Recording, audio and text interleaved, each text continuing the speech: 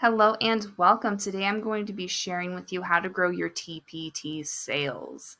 This came from a wonderful viewer and I appreciate your suggestions for the video. So let's get started. So one thing that I have been doing that I think helps grow your TpT sales is to do a monthly maintenance on your shop. This from a graphic design background, which is what I have. Seeing that a shop is constantly updated and their graphics look consistent and altogether really helps a viewer or a buyer realize that you are putting the work into your shop and everything is going to be put together nice and clean. So as an example, I'm getting ready to do my monthly maintenance for my shop. And here's my shop homepage. So one thing that I need to do is my shop A looks outdated. So if we look at number 1, we can see that I need to change my banner away from the sales advertisement. For category number 2, I need to reorder my categories. So I have back to school, Labor Day, September 11th. So I'm probably going to be moving Labor Day, September 11th up first. And then maybe in a week or two, I'm going to take it down and do September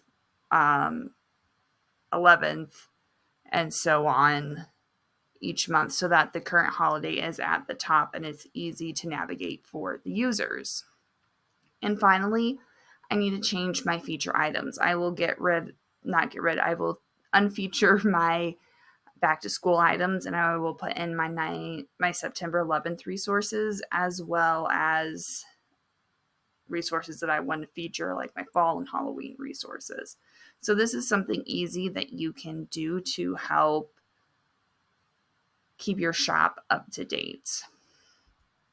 Now, another thing that I feel like is important is to do a note to followers. Now, next week, I'm going to have a tutorial on how I personally write my notes and the logic behind that, as well as how to covertly put your products in there so that you don't really sound too much like a salesperson.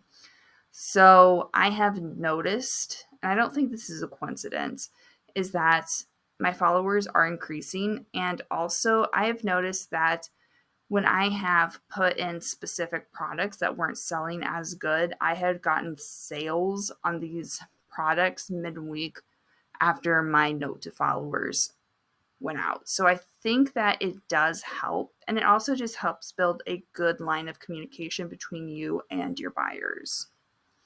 Now, the next one is market your products.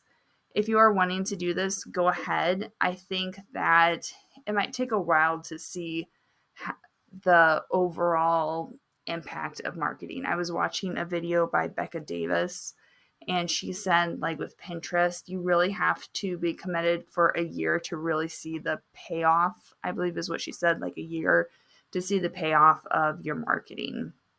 So that is something I am doing. I have several videos on how I am marketing my stuff personally. And if you are wanting to check them out, I will link them in the description below. Here is another thing. It kind of sounds obvious, but you need to make products. And one thing that I'm trying to do is to not overthink it. You never know when that one product is going to be the product that sells well.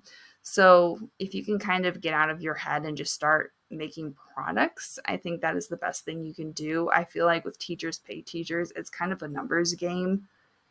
In sales, the more products you have, the more chance that people are going to be seeing these specific products and the more likely you are going to sell.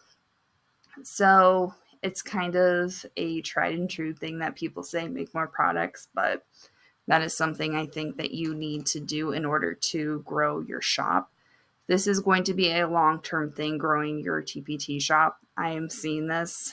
I'm almost to year 2 of taking my TpT serious. In March will mark my 2-year attempt. And I'm going to keep going on from there. I'm going to at least commit 5 years to this and to making products and really just literally making products and get as much high quality products on TpT as I can. So it's just a process of making it and not overthinking it. This next one comes hand in hand, but you need to be kind to yourself and not focus on what the things you didn't do or you didn't make, but really think about what things you have accomplished. For me personally, each month I keep track of what I made. I keep track of the goals that I have, the things that I have completed, and I try to really at the end of the month to take kind of a planning inventory time where I look at what I have accomplished and where I started at the beginning of the month to where I am now. And I really try to frame it in a positive mindset that these are the amazing progress that I have made, and I know what I can improve on next month, and I know what my goals are for next month. So you always need to be kind to yourself. It's a hard thing to do, but I think that is an important part of growing your TpT shop is, being kind to yourself.